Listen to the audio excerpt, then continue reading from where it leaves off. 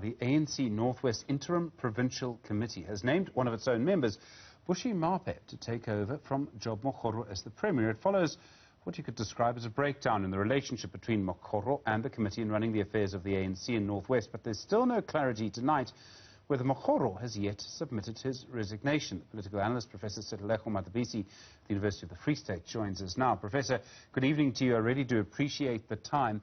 Do we believe that Bushy Maape is going to govern in a different way to Job Mokgoro?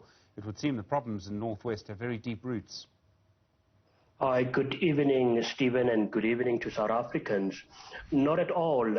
You should remember, Stephen, you need to have the right tools in order to be able to perform a certain duty.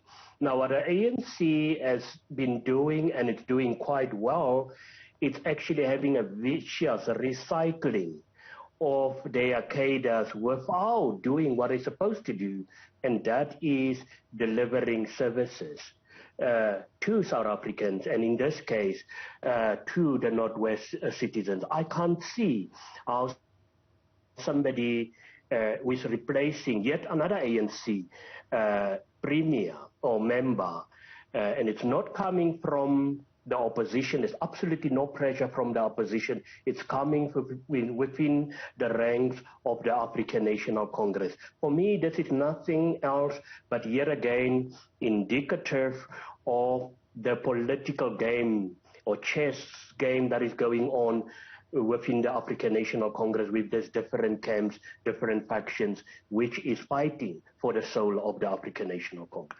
In some ways, the roots of the problems in Northwest in particular probably go back to, gosh, around 2008. I think police had to break up a Northwest conference of the ANC at Sun City at the time.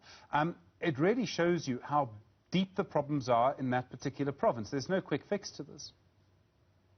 No, it's going to take some time. It's not only Northwest. We've seen what happened in the past in KwaZulu-Natal, where some leaders even lost their life. But it's really a deeply rooted problem where, you know, at the end of the day, I don't know who is going to take the leadership to be able to resolve this, because it seems as if the ANC have not yet, more than 100 years, have not yet found a recipe to deal with what I will call fundamental basic issues around succession, around, choosing the right people. As I've indicated when I started out, you can't take a knife and try to cut the grass with that. Definitely you can't do that.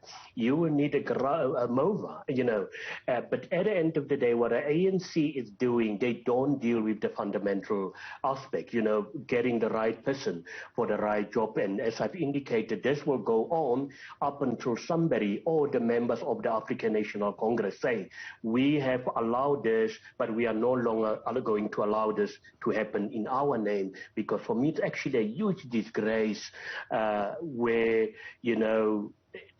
after every 3 or 6 months, leaders are being changed, whether it's at provincial level or even at a municipal level. Yes, the ANC has the right to change their cadres when they do not perform, but let them be consistent in this regard. I mean, there's so many different aspects to this. On the one side, Professor Mokgoro, Premier Mokgoro, I suppose, as he still is at the moment, it was probably the right person for the job. He'd been an administrator before, been an administrator even before 1994.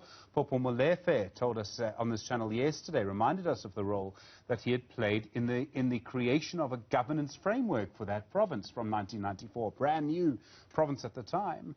And yet it's the infighting in the politics, the internal politics, which has claimed him. Yeah, well, it was always going to be very difficult, irrespective of how capable Job Mokgoro was. And for me, at the time when he was chosen, was also the right selection for the Northwest province. But at the end of the day, you've got a highly divided party, and at the end of the day, it's not about supporting one of their own who is going to bring a change. It's all about looking out for their own members who will advance their own personal interest. And that's why I say it's actually the elephant in the room for the African National Congress.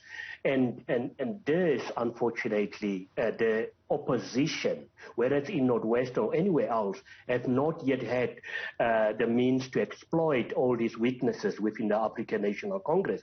And that's why they can afford to do what they are doing. I can tell you now, Stephen, and the viewers, there's absolutely nowhere in the world where you will find a party doing and behaving the way the African National Congress have been behaving, because each time they get a huge vote of confidence by South Africans who keep on voting. And I often say it is not our role to come and tell people who to vote for, but also people cannot demand services and yet at the end of the day go and exercise their democratic right and a couple of months down, burn down public facilities, yet where they have an opportunity to choose the leaders of their own. It's an incredibly complicated thing. I don't know if people in Lebanon would agree with you or disagree with you. They might say their political leaders have also failed them. There's a big conversation to have around the local government elections here, Professor Matebisi, because it's still legally possible, in fact. The Constitutional Court has yet to hear the case. But it's still legally possible that we'll have elections at the end of October. It's September next month, then it's October. In other words, you know, sort of 10 weeks from now, we could have local government elections. And yet, almost all of the municipalities in Northwest are not functioning properly. Yeah, I don't know how are we, and it's not only a problem there. If you look at what has been happening, and it's actually a very sad situation if you have to compare Northwest Province with the Eastern Cape. And I can tell the viewers, you don't have to go far. Just go to Mafikeng and see what democracy, and this is one of the huge consequences or disadvantages of democracy, as good as it is as a principle, as a governance principle, but it also has disadvantage. Just go to the decay that have been caused by democracy, because I can't put it in any other way to see what our democratic leaders have done to once a very beautiful city, the decay that is happening there, and it's definitely a lot of questions that needs to be asked. I can't see how municipalities or even parties will be able to garner support a campaign within the next couple of weeks if elections have to take place in October, and yet once again dealing with the fear of COVID-19. There's so many different aspects around Northwest in particular because of the long-scale problems, the long-term problems there. In a way, even imposing a sort of national government intervention won't necessarily work at this stage. Not at all. The ANC have tried that, and each time there's some controversies in the provinces, what the ANC will normally do, they will send a delegation to the province. But the delegations most of the time are also very conflicted.